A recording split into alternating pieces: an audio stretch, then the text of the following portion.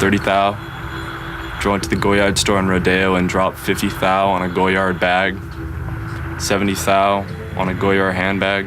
With 2016 culminating in the election of Donald Trump, the fractured and diverse youth of Los Angeles found itself lost in a vicious, dark world, fighting for survival. When a guy like that's president, people just need a place to come and forget their problems. I can just understand what people are going through. I have a lot of feelings, especially if you're a girl. If you just need a place to come cry on my shoulder, in my bedroom, I'll be there for you. But from the ashes rose a new generation of young people who were able to channel their raw, creative energy into an independent movement. Coming from a variety of different backgrounds, they established an LA-based underground collective known as Rave Riot. RAVERIOT. It's just us using our swag, using our clout, protesting against society, what's contemporary, consumerism, and we don't like to have central figures, right? I think it's really fascistic, having one guy at the head of everything. Everybody just kind of gets together. It's a super social thing. We're all interconnected. All the members were personally affected by this year's election. Here are their stories. He's not my president. He's doing some messed up stuff to taxes and minority, because minorities keep neighborhoods authentic, you know what I mean? So where are we going to do Rave Riot? Where's that warehouse space going to be if we don't have these nice authentic neighborhoods? With the Trump presidency, I see fake news every day, you know what I mean? The fake news is just proliferating on Facebook. There's a lot of old moms clicking old links and stuff like that, and a lot of the country is really stupid and doesn't understand. It also, I've been seeing a lot of fake Taobao links for Vetmonts, and that's really pissed me off. So I'm pretty sure Donald Trump is responsible for that. The big trade deal with China falling through.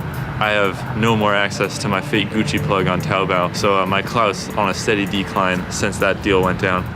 If you're watching this, Donald Trump, I'd like to say, can you please do something about the fake Taobao links so that I can continue to pay $2,000 for a hoodie and with just a crest on it, a heat heat press hoodie. I just don't feel safe walking on the streets at night, you know what I mean? It used to be someplace where I could go and just I could go to all these cool spots, where a lot of 20-somethings hang out, so I could get some ideas to work on my next art project. I don't feel comfortable going to those places anymore. Now with ICE and everybody going all around, it's just a hassle. Yeah, when Trump was first elected, I immediately thought of my grandma personally, my mom's mom. She raised me my entire life. She's really important person in my life, and she's also schizophrenic. When Trump was elected, I just immediately thought, what is going to become of her life? Considering that she's an illegal immigrant from El Salvador, she has mental health issues, and considering that she's, a woman that's older, I was terrified, basically, that she would not have any kind of resources to be taken care of and be treated, as a person.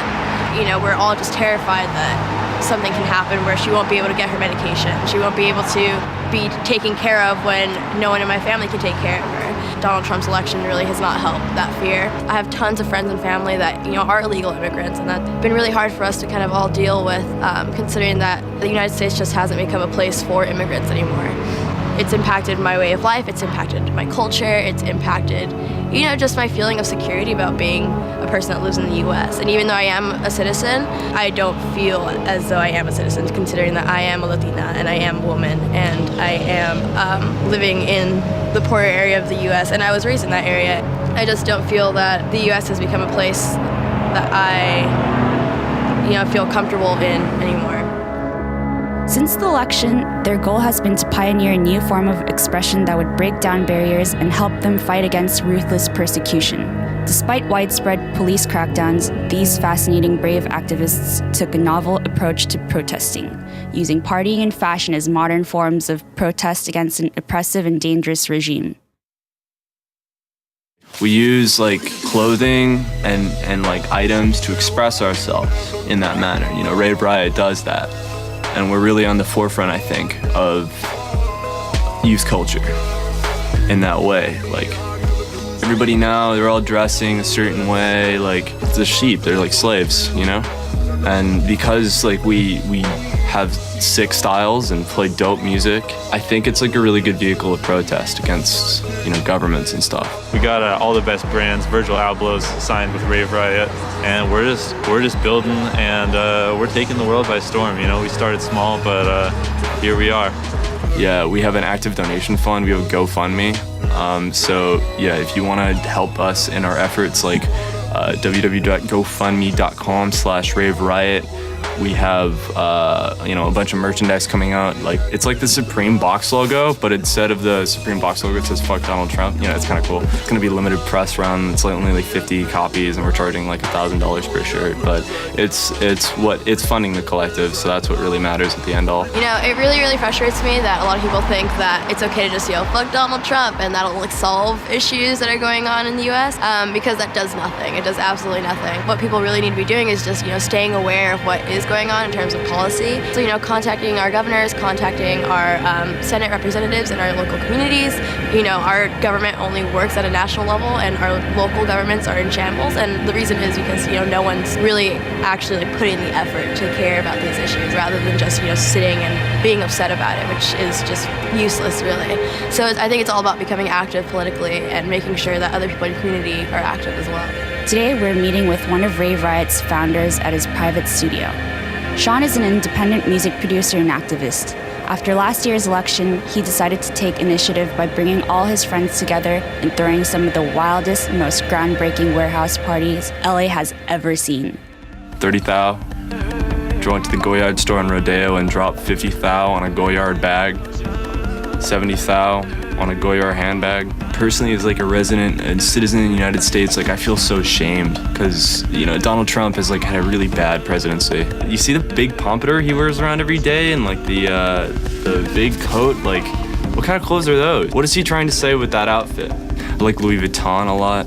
Those are kind of mainstream though. Like we have like Off-White, and I like Virgil a lot. Virgil Abloh, like he's really cool. He's Travis Scott's friend. You know that? Like, yeah. And he's a big influencer. They're all big influencers. So, Rave Riot like looks up to like really big influencers. Clout goggles too. I don't have my pair. I left it at home, but I really like clout goggles. Yeah, Dave Grohl was a big fan of those. Rest in peace, Dave Grohl. You know what I mean? Rave Riot is preparing for its biggest party yet. To topple the cruel and brutal regime, they're going to need the most patrician tracks of 2017 and the roughest, most underground venue anyone has ever seen. So we're here in the warehouse district. I'm really trying to get this Rave Riot ting off the ground. Looking for a place because my parents' house in Malibu, it's not authentic enough. Down here, it's nice and gritty. It's got that Rave Riot vibe to it. I said it's gritty down here, but it's a little too gritty. I don't know if you guys noticed. I'm rocking Gosha. I'm rocking Off-White. I'm rocking Pack Bet. Like, people are gonna try to get what I'm holding, you know what I mean? But, I hate my parents, first of all. That's the first thing you gotta know about me. I wanted to turn my 12-car garage in my house into a nice warehouse space to, just like link and build with my friends, but he wasn't down with it. He's a square old man.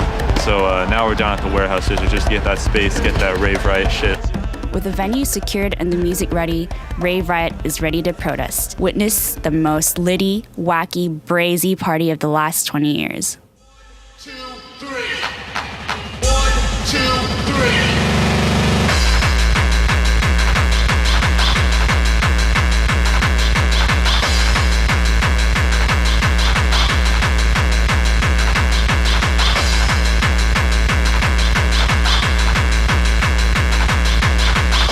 Show analyze how the sound flow on the damn low fucking around hoes.